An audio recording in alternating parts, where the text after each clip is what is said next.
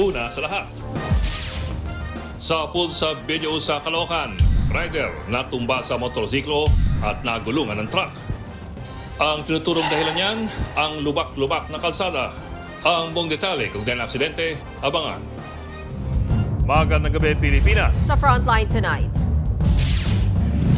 Babaeng paserong nakatulog sa biyahe, pinagsamantalaan at ninakawan pa ng TNBS driver. Ang depensa ng suspect, natukso lamang siya. Impormasyong itinapon daw sa Taal Lake ang bangkay ng mga nawawalang sabongero, kukumpirmahin ng DOJ. Posibleng ipacheck ang lawa sa mga professional diver. Illegal na website para sa mga online casino games o mas kilala na scatter, pinasasara ng palasyo. Ang problema, nagpapalit-palit lamang sila ng websites. Content creator na si Rendon Labador, fitness coach ng mga pulis na malalaki ang tiyan. Tawagin niyo akong pambansang coach ng kapulisan. Good news naman, sasagutin ng PhilHealth sa kaso sa dialysis at kidney transplants tinaasan. Kung magkano yan, alamin. At sa Frontline Showbiz, mga bida ng Superman film, dinagsa ng fans dito sa bansa.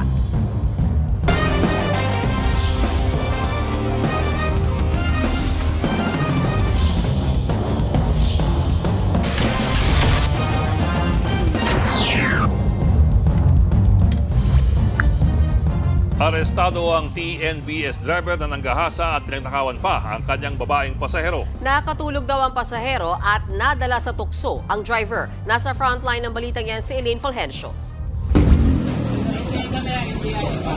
Hindi na nakapalagpa ang TNVS driver na yan ng palibutan ng mga operatiba ng NBI. Inaresto siya matapos ireklamo ng panggagahasa sa kanyang babaeng pasahero.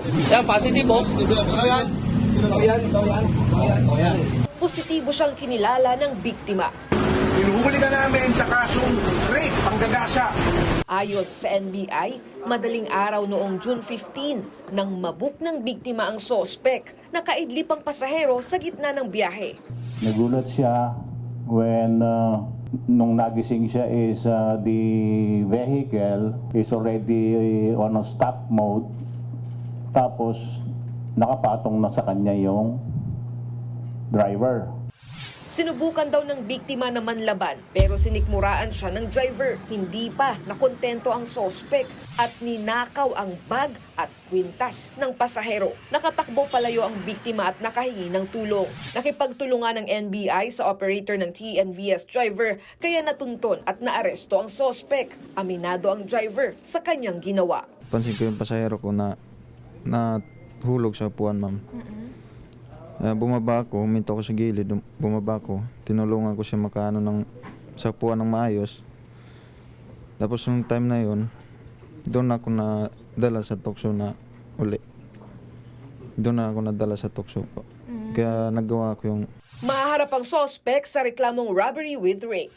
Paalala naman ng otoridad sa publiko, lalo na sa mga commuter, ugaliing kunin ang detalye ng mga sinasakyan at ipagbigay alam sa mga kaanak. Nagpaalala rin sila sa mga operator na maging mabusisi sa pag-background check sa mga kinukuhang driver. Sinusubukan ng News 5 na makuha ang panig ng kumpanyang pinagtatrabahuan ng sospek pero wala pa silang sagot. Nagbabalita mula sa Frontline, Elaine Fulgencio, News 5.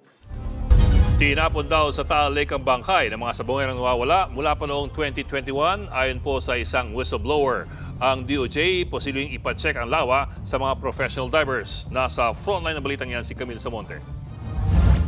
Gustong ipa-verify ng Department of Justice ang pahayag ng lumutang na whistleblower ng mga nawawalang sabongero sa Manila Arena noong 2021.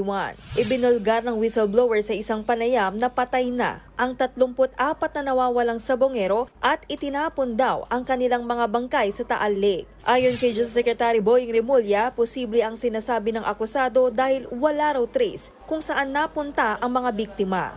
Marahil kailangan ng technical diver yan. Pagka ma-determine natin ang veracity ng information, we will need technical divers to do it kasi malalim din yan. And it's not easy to go into a lake bed to look for human remains. Handa raw ang Department of Justice na makausap ang akusado para i-verify ang mga impormasyong ilalahad niya bilang bahagi ng kanilang case build-up. Pag-aaralan din kung pwede siyang maipasok sa Witness Protection Program. Nasa kaluluwa to ng Pilipino. It's in the very soul. It's very much into the question of the Filipino soul. How we can put to rest things that happen to us. Hindi natin pwedeng pabayaan to and just let it go. We have to be responsible enough to seek the truth. Ang PNP handa ring suungin ng Taal Lake para makita kung totoong nandoon ang labi ng mga nawawalang sabongero. Pero magiging mahaba raw ang proseso. Ilang taon na po ang lumipas, kung talagang doon po nailibing yan ay we don't expect siguro na may makikita pa tayo na mga bangkay dyan. If not, siguro yung mga remains na lang o yung mga buto. So it will take a long process. Handa rin ang PNP na magbigay ng seguridad sa lumutang na testigo. Si Chief mismo ay daling ko para makausap po nitong witness po na yon. Kailangan na siya mismo ang sumama at doon sa ituturo niyang lugar. Tiniyak naman ng DOJ sa pamilya ng mga biktima na hindi sila tumitigil para makamit nila ang hustisya at mapanagot ang nasa likod ng krimen. Sa ngayon, 7 kaso ng kidnapping at serious illegal detention ang hawak ng DOJ kaugnay ng mga nawawalang sabongero. Kabilang dyan ang 34 na mga nawawalang sabongero sa Manila Arena at ang master agent na si Ricardo Lasco sa San Pablo, Laguna. Nagbabalita mula sa Frontline, Camille Samonte, News 5. Paano raw makakatakbo ang isang pulis kung mabigat ang kanyang katawan? Para masigurong matipuno ang mga pulis, sasabak sila sa 93-day fitness challenge kasama ang content creator na si Rendon Labador. Nasa frontline ng balitang yan si JC Cosico. Fit na fit. Brasong pang headlock at may abs. Ganyan kabatak ang social media personality na si Rendon Labador. Kaya siya ngayon ang coach ng mga pulis sa 93-day fitness program ng Police Community Affairs and Development Group ng PNP. Tawagin niyo akong pambansang coach ng kapulisan. Hindi rin naman talaga maganda kapag may pulis na pagkalaki-laki ng tiyan. Ito na ang day 1 ng programa.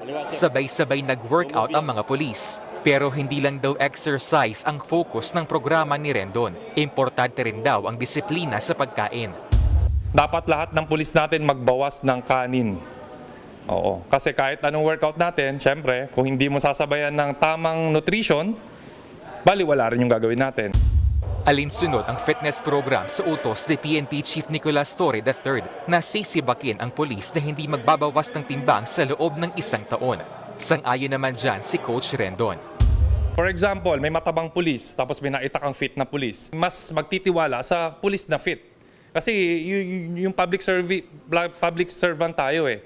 So tayo yung nagpapakita ng disiplina. Base sa Republic Act 6975 o ang DILG Act of 1990, hindi dapat tataas o bababa ng 5 kilo sa standard weight ang timbang ng pulis. Aminado ang PNP na makakaapekto sa imahe ng pulis ang timbang. Ayaw niya siyang nakakita ng antaba-taba kasi kung ang role nga naman ng pulis ay tawag dito ay tumakbo, paano ka nga naman makakatakbo kung halos hindi mo na mabitbit yung sarili mo. Dapat din daw makapasa sa taunang physical fitness test ang mga pulis. Kapag 2 beses bumagsak, makakaapekto ito sa promotion. Hindi rin daw lulusot sa PNP chief ang mga mandadaya. Sa ating mga testers dyan, at pag ako'y nagduda at nasalubong ko yung pinasa nyo at pinapush up ko at hindi kaya ang 40 push-ups, hahanapin ko kung sino ang nagpapasa sa kanya. At pag makita natin kung sino yun, kasama siya sa ating i-dismiss. Nagbabalita mula sa Frontline, JC Cosico, News 5. Ano ba ang isyong matimbang sa mga opisyal ng Philippine National Police? Sa totoo lamang po, marami. Pero isa pang malaking issue ay ang mismong timbang nila. Nagbigay si PNP Chief General Nicolas Torre ng ultimatum sa mga pulis na labis-labis ang timbang. Magayos kayo o laglag kayo sa halin ng pulisya. Gaano kalaki ba ang problema yan? Ito po, konting patikim. January 2020, sa tansya ng PNP mismo, higit sa kalahati lamang or 54% ng PNP ang nasa tamang timbang. Ang natitirang 46% kung hindi overweight, nasa kategoryang obese o labis-labis na ang timbang. Pansinin po ninyo, walang problemang underweight. Ito po ang mas bago, December 2023. Ayon sa PNP-NCR, isa sa bawat 3 pulis sa Metro Manila sobra sa timbang. 7,000 pulis po yan mula sa 23,000 pulis ng NCR. Okay, ano ba ang tamang timbang para sa pulisya? Ayon sa PNP Chief, sumunod na lamang kayo sa batas. Sa Section 30 ng Republic Act 6975, yung PNP Law of 1990, ang timbang ng mga pulis ay hindi dapat lalagpas ng 5 kilo mula po sa tinatawag na standard or ideal weight na nakabatay naman sa kanyang edad, taas at kasarian. Simplihan po natin. Ang tinatawag na standard weight kasi nakabase sa tangkad at kasarian ng isang tao. Sa PNP Law, meron pong minimum height ang pulis. Halimbawa, sa ilalim ng amended PNP Law, ang minimum height requirement ng lalaking pulis ay 1.57 meters or halos 5 feet 2 inches. 5'2". So ang ideal or standard weight ng lalaking pulis na may ganyang height, nasa 48 to 58 kilos. Para naman sa babaeng pulis, ang standard or ideal weight para sa kanilang minimum height ay nasa 40 to 50 kilos. Mga estimates po mga yan.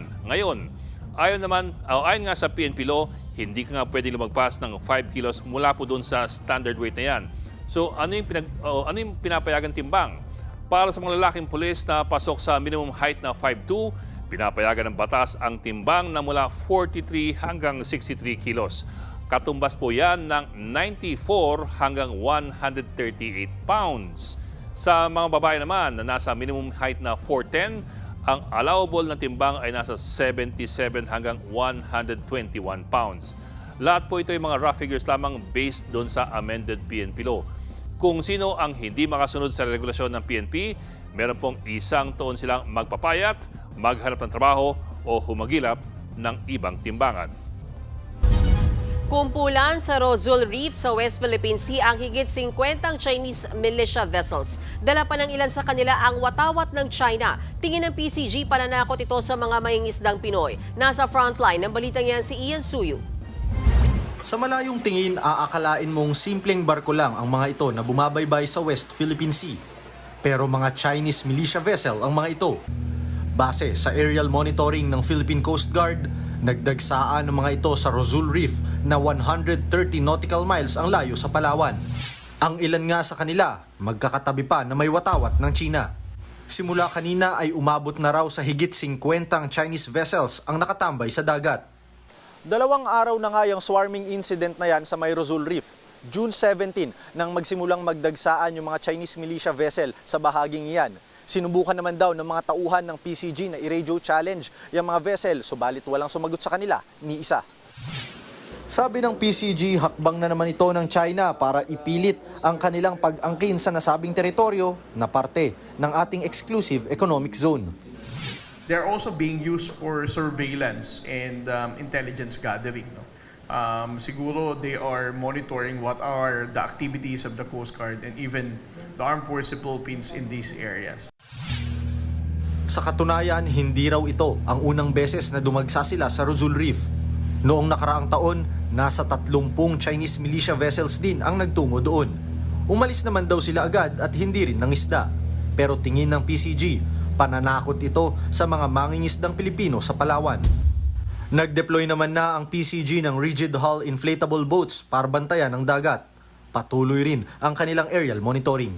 Nagbabalita mula sa frontline, Ian Suyu, News 5. Mananatili sa pwesto bilang kongresista ng Manila 6th District si Congressman Benny Abante. Yan ay matapos kanselahin ang kandidatura ng kalaban niyang si Joey Chua Uy dahil po sa issue ng citizenship. Nasa frontline ng balitang yan si Mon Gualvez. Kinansela ng COMELEC 2nd Division ang kandidatura ni Luis Joey Chua Uy na tumakbong kongresista sa ika-6 na distrito ng Maynila. Mahigit 1 buwan yan matapos siyang may proklamang nanalo sa posisyon. Sabi sa resolusyon, issue ng citizenship ang naging ground ng disqualification. Kahit ang isang kandidato, isang tao ay tumatakbo, nananalo, ay pwede pa rin ma-question ang kanyang citizenship. Dahil ang citizenship ay ang tawag natin dyan continuing qualification. Dahil dito, annulled ang pagkapanalo ni Uy. Ibig sabihin, ang ituturing na nanalong kongresista sa Manila 6th District ay si incumbent Representative Benny Abante. Siya ang sumunod na nakakuha ng pinakamataas na boto at siya rin naghain ng reklamo laban kay Uy. Aminado si Abante, nakapartido niya noon si Uy nung tumatakbo pa lang itong konsehal at hindi naging issue sa kanila ang pagka-Pilipino nito. Sa local election naman, hindi naman kailangan natural born ka eh. Kinakailangan lang you're a Filipino citizen. Tumanggi munang humarap sa kamera si Uy, pero nanindigan siyang natural born Filipino at nakatakda nilang iapela ang desisyon sa COMELEC Unbank. At hanggat wala kasing final decision ng poll body, si Uy pa rin ang uupong kongresista. Nauna nang sinabi ng COMELEC na kakailanganin ng batas para makapagdagdag sila ng documentary requirement at masuri kung lehitimo bang Pilipino halimbawa ang mga nag-aay ng Certificate of Candidacy. Sa ngayon kasi, no choice daw ang COMELEC kundi tanggapin lang ang lahat ng mga ihahaing COC. Bumuelta naman si Duterte Youth Party List Chairperson Ronald Cardema sa naging desisyon ng COMELEC 2nd Division na kanselahin ang kanilang registration.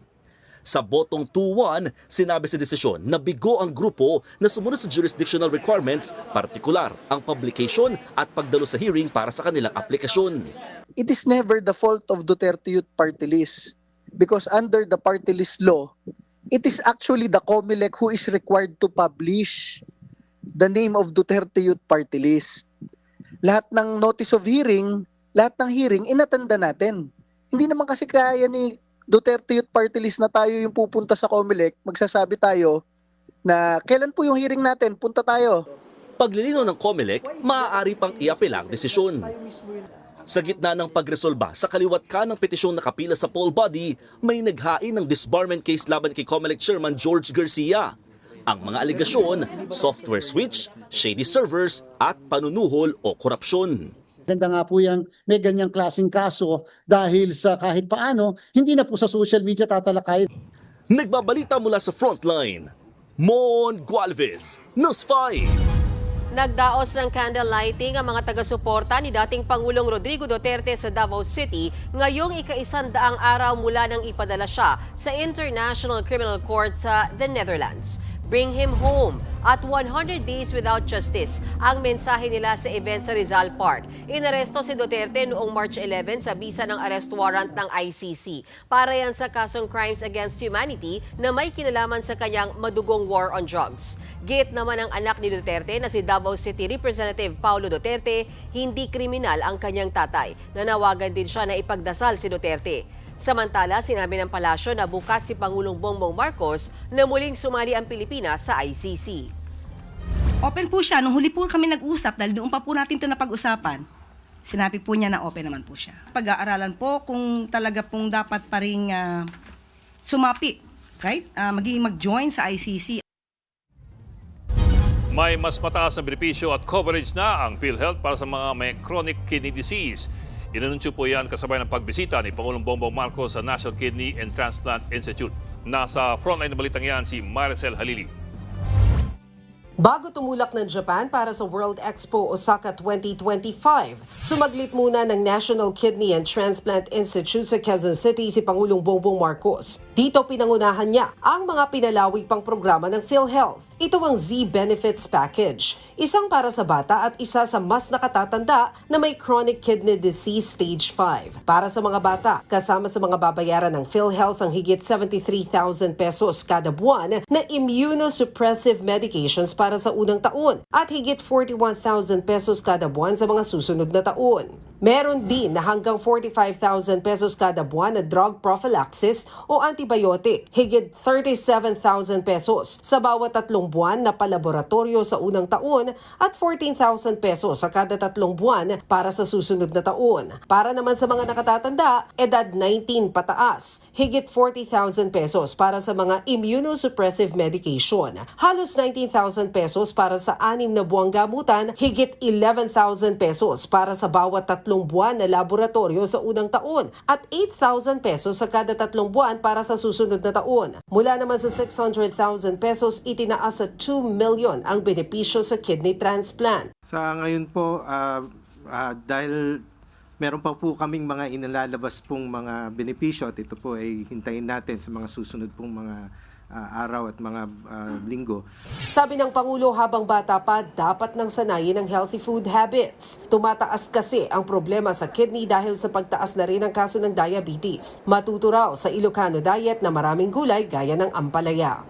Sabihin naman natin, yung mga naghahanda ng mga fast food, bawasan naman nila yung paglagay ng asukal para naman yung mga kabataan natin ay hindi mapunta sa ganitong kondisyon.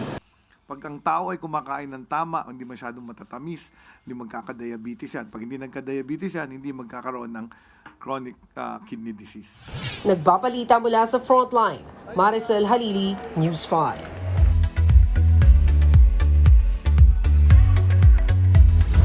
Showbiz tonight na tayo. Dinagsa ng fans dito sa bansa ang mga bida ng bagong Superman film. Nasa 1,000 fans ang nagsama-sama kanina sa Pasay para sa Superman Human Symbol Formation. Naka-Superman costume pa sila at para espesyal, kasama nila mismo ang mga bidang sina David Corenswet as Superman himself, Rachel Brosnahan at James Gunn. Chika nila, good choice ang Pilipinas para sa kanilang fan event at ipromote ang pelikula. Showing na ang Superman sa mga sinehan this July 9. The responsibility now shifts to sharing the footage with you all. And to see such a great, enthusiastic, positive group of people who, some of whom have been here all day. I'm just so happy that you all are going to be some of the first people who we share this footage with, this movie with. I can't wait for you to see it. Usapang Pinoy movies naman, may panibagong trailer na inilabas para sa pelikulang Sunshine na pinagbibidahan ni Maris Racal. Binuntis ka niya, tapos ikaw, matanggal ka pa sa national team, tapos siya parang wala lang. Ariana, this is Sunshine. Slay, slay, slay. Mahaharap sa mabigat na pagsubok ang karakter ni Racal na si Sunshine. Nabuntis kasi siya sa kasagsagan ng kanyang tryouts para sa gymnastics. Torn tuloy siya kung ipalalaglag ang sanggol para sa katuparan ng kanyang pangarap o i-embrace ang motherhood. Nauna na itong nag-premiere last year sa Toronto International Film Festival. In cinemas na ang Sunshine sa July 23. Diyan lang kayo dahil may mga showbiz updates pa ako mamaya. Susunod, rider patay matapos magulungan ng truck sa Caloocan. Dahil sa udyok ng mga kaibigan, lalaking biker sa Cebu nag-counterflow at sinalubong ang mga sasakyan. Yemen, pinakapan ng Iran sa bakbakan laban sa Israel. At libo-libong illegal scatter websites ipinasasara na ng palasyo. Magbabalik pa ang Frontline tonight.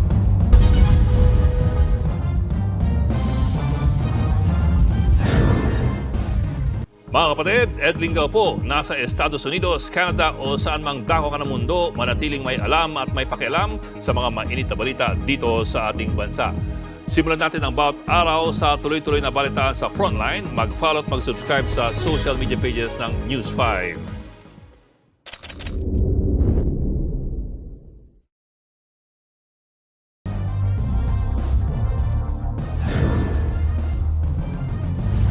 Na hit and run ng motorsiklo ang lolang tumuwid sa Kalumpit, Bulacan. Namatay siya sa ospital. Hindi naman inaresto ang suspect dahil walang kaso laban sa kanya. Isa pang hit and run sa Davao City naman na bundol ng EUV ang tricycle na minamaneho ng isang PWD. Sa lakas ng impact, namatay ang tricycle driver habang pinaghahanap pa ang nakabangga. Isa pang disgrasya, patay ang isang rider matapos magulungan ng cement mixer truck sa Caloocan. Ang rider, iniwasan daw ang lubak-lubak na kalsada bago nabangga. Nasa frontline ng balitang yan si Faith Del Mundo, exclusive. Masdan ang kuha ng CCTV, makikita ang isang motor na nag-cut sa unahan ng cement mixer truck. Pero dahil mas mabilis ang takbo ng truck, nabangga nito ang motorsiklo. Sa isa pang anggulo ng CCTV, makikitang tumilapon sa kalsada ang rider. Ang truck naman, tuloy-tuloy lang ang takbo hanggang sa magulungan na ang rider. Nangyari yan pasado 1:00 ng hapon kahapon sa Kaibiga General Luis Street sa Barangay 166 North Caloocan. Naisugod pa sa ospital ang biktima pero binawian na rin ang buhay. Dito sa kalsadang ito, nasa pulang motorista at base sa investigasyon, umiiwas lamang siya sa mga lubak katulad nito.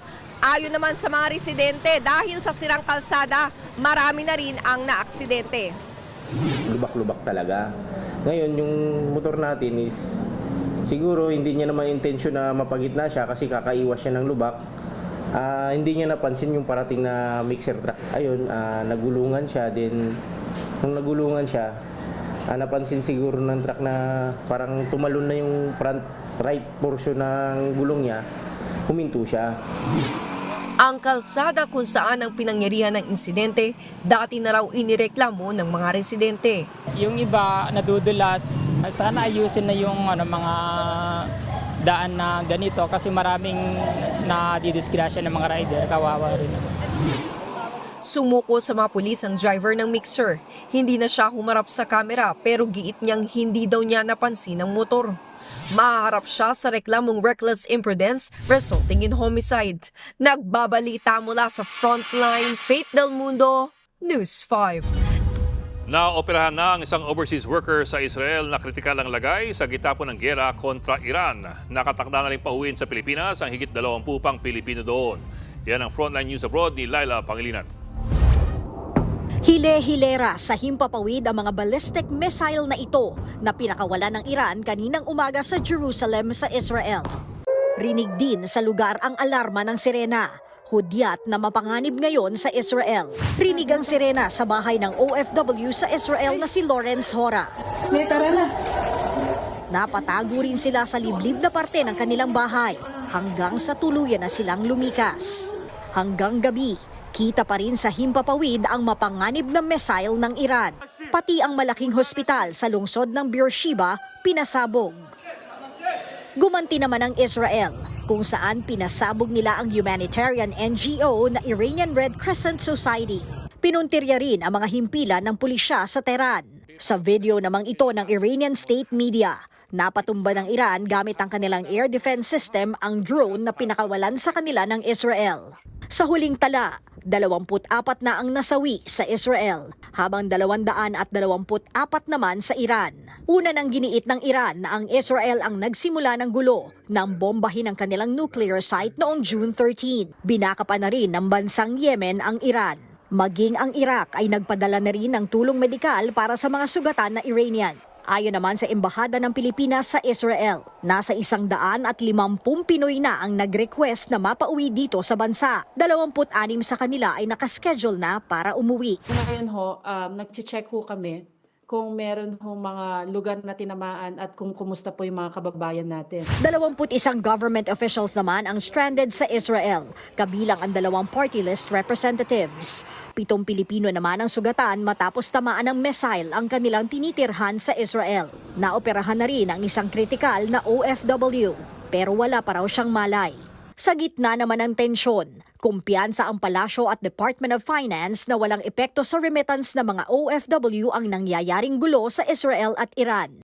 Ang mas dapat bantayan nila ay ang presyo ng krudo. Malamang po talaga ay magkakaroon ng pagtaas sa presyo ng krudo at maapektuhan mas malamang ang household consumption at ang economy growth prospect. Nagbabalita mula sa Frontline, Laila Pangilinan, News 5. Sa gitna ng tumataas na presyo ng petrolyo, posible nang matuloy ang pisong dagdag sa pamasahe sa jeep. Ayon sa LTFRB, maaari yang simulang ipatupad sa susunod na linggo. Flat rate lang daw ang dagdag at hindi kasama ang per kilometer na hike. Yan ay para raw hindi gaanong maging mabigat sa mga pasahero ang dagdag pasahe. Naunang naghain ng petisyon ng ilang transport groups para taasan ang pamasahe sa jeep. Pinangangamba ang lalong pagtaas ng presyo ng petrolyo dahil sa gera ng Iran at Israel. Extended ang kontrata ng Manila at ng Manila Water hanggang 2047. Inaprubahan na kasi ito ng Economy and Development Council. Ayon sa Malacanang, lain itong pabilisin ang mga proyekto, bawasan ang tasingil at matyak na sapat ang supply ng tubig. Bonus pa dahil aabot sa 50.3 billion pesos ang posibleng dagdag kita rito ng gobyerno. Si Manila Chairman Manny V. Pangilinan ay chairman din po ng TV5. Hindi pupunta si Vice President Sara Duterte sa ika-4 na State of the Nation address ni Pangulong Bongbong Marcos. Ito ang natanggap na sulat ni House Secretary General Reginald Velasco mula mismo sa Bise. Sa kabila niyan, maglalaan pa rin daw ng holding area ang Kamara para kay VP Sara at sa kanyang staff. Ito na ang ikalawang beses na hindi dadalo si VP Sara sa sa SONA ni PBBM. Sa ngayon, nakapagpadala na raw ang Kamara ng higit 200 invitations para sa SONA sa July 28. Kabilang dyan sina dating Pangulong Erap Estrada at Gloria Macapagal Arroyo.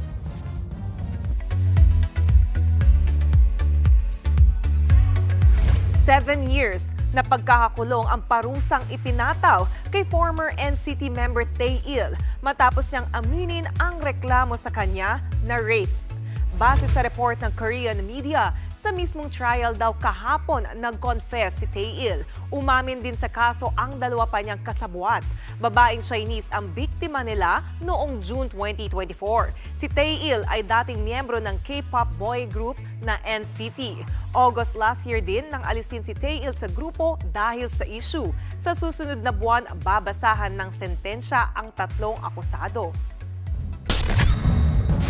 Susunod, biker sa Lapu-Lapu City, Cebu, sinalubong ang mga sasakyan sa kalsada dahil daw sa sulsol ng mga kaibigan. At ang paghahanda ng mga incoming senators sa paparating na 20th Congress. Libo-libong illegal na scatter o gambling websites pinasasara na ng pamahalaan. Tutok lang mga kapatid dito sa Frontline Tonight.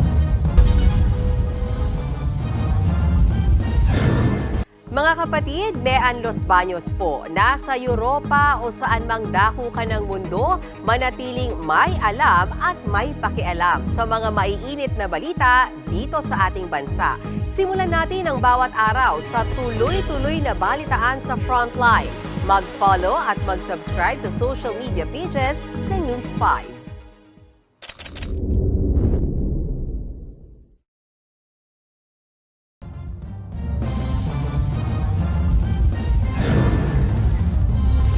Napaanak ang isang ginang sa gilid ng EDSA Balintawak kahapon ng madaling araw. Kasama niya ang isang bata nang maabutan sila ng mga pulis. Tumulong ang mga pulis para mapaanak ang ginang. Success naman ito. Pagkatapos niyan, dumating din ang ambulansya.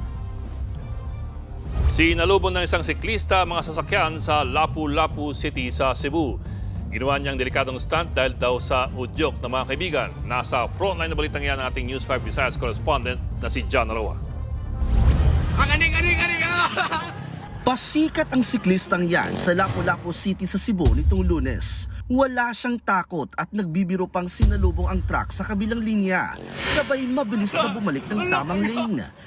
Bago pa man yan, may video na rin ang naturang siklista. Nagpapapansin sa isa namang modern jeep.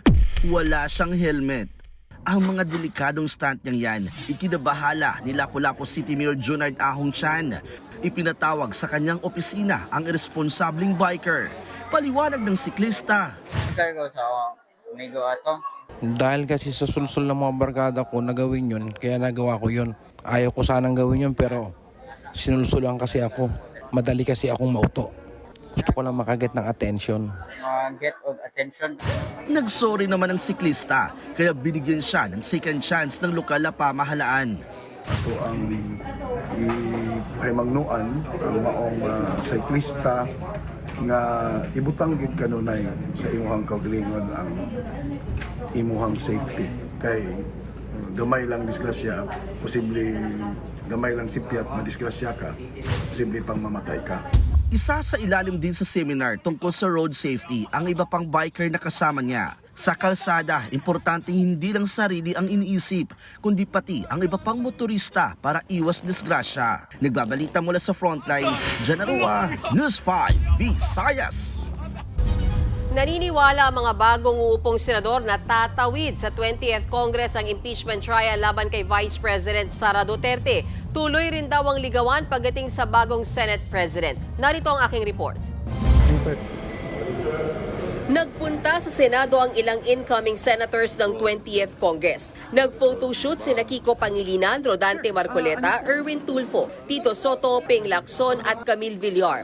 Habang si Tulfo, sumabak na rin sa orientation. Ayon sa kanya, naghahanda siya para sa impeachment trial ni Vice President Sara Duterte. Nakabase raw siya sa ebidensya.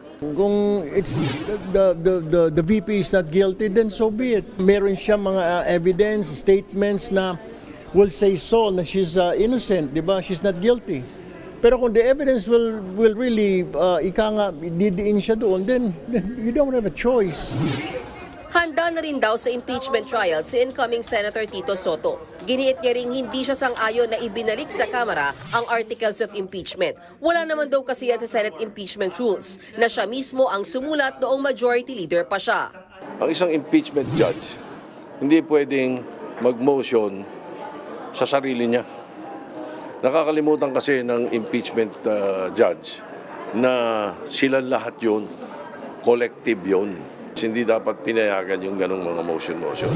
Umaasa naman daw si Senator-elect Tito Soto na sa pagbubukas ng bagong Kongreso ay itataguyod nila ang integridad at reputasyon ng Senado. Habang si Senator-elect Kiko Pangilinan sinabing sweet return ang kanyang pagbabalik dahil medyo sorpresa nga raw ang kanyang pagkapanalo nitong nakaraang eleksyon. Sa tingin naman ni Pangilinan, pwedeng tumawid sa 20th Congress ang impeachment. Ang tungkulin natin is to try and decide the case. Kung walang ebidensya o kulang ang ebidensya, hindi sapat, acquittal. Kung sapat naman ang ebidensya, conviction. So we have to go through the process. Si Marcoleta naman, matipid ang sagot tungkol sa paghahanda niya sa impeachment trial. Kaya mo na yung magagaling. Sa pagpasok ng 20th Congress, pinag-uusapan na ang liderato ng Senado. Kinumpirma rin ni incoming Senator Tulfo na pareho siyang kinausap ni na Senate President Jesus Cordero at Tito Soto. Pero wala pa raw siyang desisyon. Aminado naman si Soto na may mga ligawan pa rin sa pagka-Senate President. Pero hindi raw siya mismo ang kumakausap sa mga senador. Hindi ko ugali yun eh. Old school ako old timer ako Hindi kami umiikot para magpapirma. I'll rather cross the bridge when I get there. Si Pangilinan naman, wala pang desisyon kung magiging bahagi siya ng minority bloc. Pag-uusapan pa raw nila yan ni incoming Senator Bam Aquino at ng kasalukuyang minority member na Senator Risa Hontiveros. Pinasara ng pamahalaan ang libu-libong website para sa illegal na online casino games o mas kilala na sa mga Pilipino na scatter. Paliwanag ng palasyo, may masamang epekto na sa pamilya ang online casino games. Nasa 7,000 illegal gaming sites na raw ang naipapasara na. Pero ang iba raw ay bumabalik lamang gamit ang ibang website. Hindi raw titigil ang PAGCOR at ang DICT sa pagsawata sa mga naturang laro online. Kapag ka po ito ay inoffer naman ng isang licensed gaming website, nakokontrol po ito, namomonitor po ito. At kung ang pamilya man ay nagkakaproblema sa kanilang kamag-anak dahil nagugumon sa sugal, maaari po sila agad pumunta sa PAGCOR para po maban ang tao na ito sa paglalaro. Pinatitigil ng DOTR ang pangolekta ng toll sa NLEX Marilao kasunod ng aksidente kahapon kung saan isa ang namatay. Kinumpuli kanina ang nasirang bahagi kaya nagdulot ito ng pagbagal ng trapiko. Ipinag-utos ni Transportation Secretary Vince Dizon na itigil muna ang pangolekta ng toll sa bandang Marilao kung traffic naman. Dapat din daw ay magbigay ito ng tulong sa mga biktima. Ayon naman sa NLEX, nakikipag-ugnayan na sila sa DOTR Toll Regulatory Board at Philippine National Police. Prioridad daw nila ang kapakanan at kaligtasan ng mga motorista. Pero mahalaga rin daw na sinusunod ng lahat ng motorista ang mga regulasyon sa pagdaan sa expressway gaya ng height limit. Sa huli, nangako ang pamunuan ng NLEX na susuportahan at bibigyan ng tulong ang mga naaksidente. Abangan mga naggagandahang obra likha ng isang artist sa beach. At K-pop girl group na Blackpink may comeback daw bago ang kanilang concert.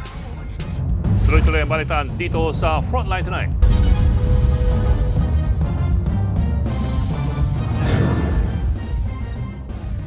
Mga kapatid, Ed Lingao po, nasa Estados Unidos, Canada o saan mang dako ka ng mundo, manatiling may alam at may pakialam sa mga mainit na balita dito sa ating bansa.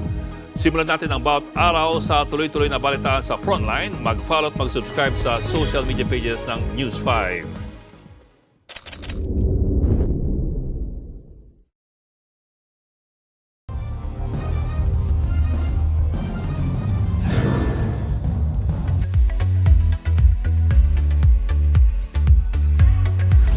Usap-usapan ang nalalapit daw na comeback ng K-pop girl group na Blackpink.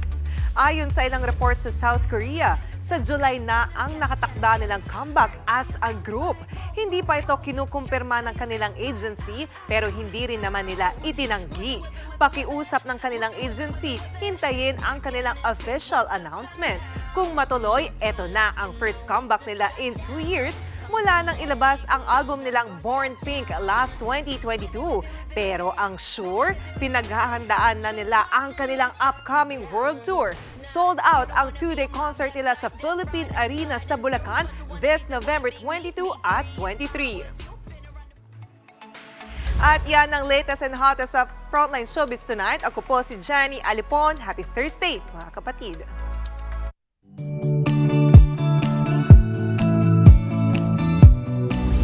Para naman sa ating papawang pampag-good night, kakaibang art ang naisip ng isang French artist. Ang buhangin sa beach, ginawa niyang art. Gamit ang kalaykay, ginuhit ng binatilyong artist ang mandala design. Relaxing daw sa artist ang ganyang design. Hilig daw ng artist ang gumuhit sa buhangin sa halip na sa papel. May mga turista ring humihinto para i-appreciate ang kanyang art. Ang ganda nga. Ganda. Oo. Wala ka rin si mga ganyan, biglang may dating mga aso, Ayun. tapos nadaan. Tapos pakaalon. Okay. Hello? Si Sir talaga gusto niya yung paninira ng ano. Kasi, alam mo bakit? Kasi inggitero siya. Panira, hindi paninira. Hindi kasi kahapon, di ba yung kite, sabi mo nung bata ka, gawain mo, ikaw yung taga... Panira nga, hindi paninira. Ibang paninira. Hindi ko sure kung sino kakampihan ko. Extra na tayo, baka magalit na si Wallace. Gitero kasi yan. Itong bulimbing na to. Kasalanan ko pa rin, teka. Goodbye na nga tayo, makapagalitan na tayo.